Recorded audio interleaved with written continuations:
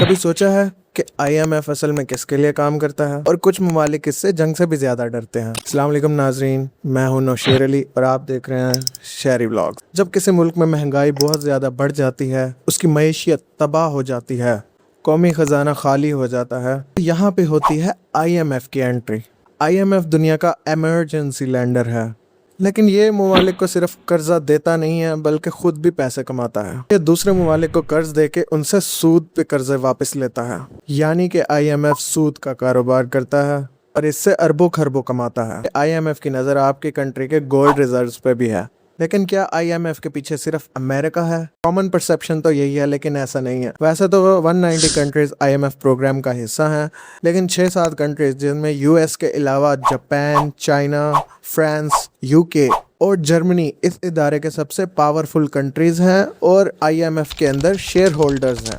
IMF صرف USA کا نہیں ہے۔ آج کے دور میں IMF کے قرض دینے کی طاقت $1 ٹریلین تک پہنچ چکی ہے۔ IMF کو ڈوبتی اکانومیز کو بچانے کے لیے بنایا گیا تھا۔ IMF کی وجہ سے بحران زدہ ممالک کو فوری طور پہ پیسہ ملتا ہے اور کوئی کنٹری کولیپس نہ ہو، اس سے ورلڈ بینکنگ سسٹم محفوظ رہتا ہے اور اس طرح رچ کنٹریز ورلڈ اکانومی کو کولیپس کرنے سے اور تباہ ہونے سے بچاتی ہیں۔ سننے میں تو اچھا لگ رہا ہے، لیکن ایسا ہے نہیں۔ ان قرضوں کے ساتھ آتی ہیں IMF کی سخت ترین شرائط، جن میں سے کچھ شرائط بہت زیادہ شرمناک بھی ہوتی ہیں۔ جب IMF کسی ملک کو قرضہ دیتا ہے تو ان پہ کنڈیشنز لگاتا ہے۔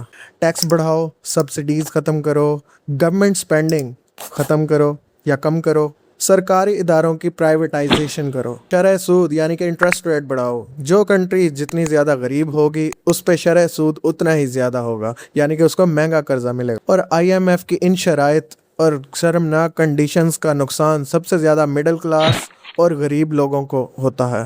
سب سے پہلے پیٹرول مہنگا، کھانا مہنگا، نوکریاں ختم، عوامی سہولیات کا خاتمہ اور مڈل کلاس طبقہ پس کے رہ جاتا۔ لیکن IMF کے حامی کہتے ہیں کہ اگر IMF نہ ہوتا تو کچھ ممالک دیوالیہ ہو کر رہ جاتے۔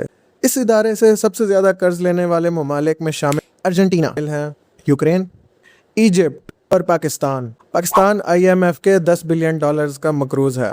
کچھ ممالک تو سنبھل جاتے ہیں، جس طرح ترکی نے IMF کا $100 ارب یکمشت IMF کے منہ پہ مار کے IMF سے جان چھڑا لی، اور کچھ برسوں تک IMF کے قرض کے چکر میں پھنسے رہتے ہیں اور مزید اس میں ڈوبتے جاتے ہیں۔ تو سوال یہ ہے کہ کیا IMF عالمی معیشتوں کو بچا رہا ہے یا مزید ان کو کنٹرول کر رہا ہے؟ آپ کو کیا لگتا ہے؟ کمنٹس میں اپنی رائے کا ضرور اظہار کیجیے گا۔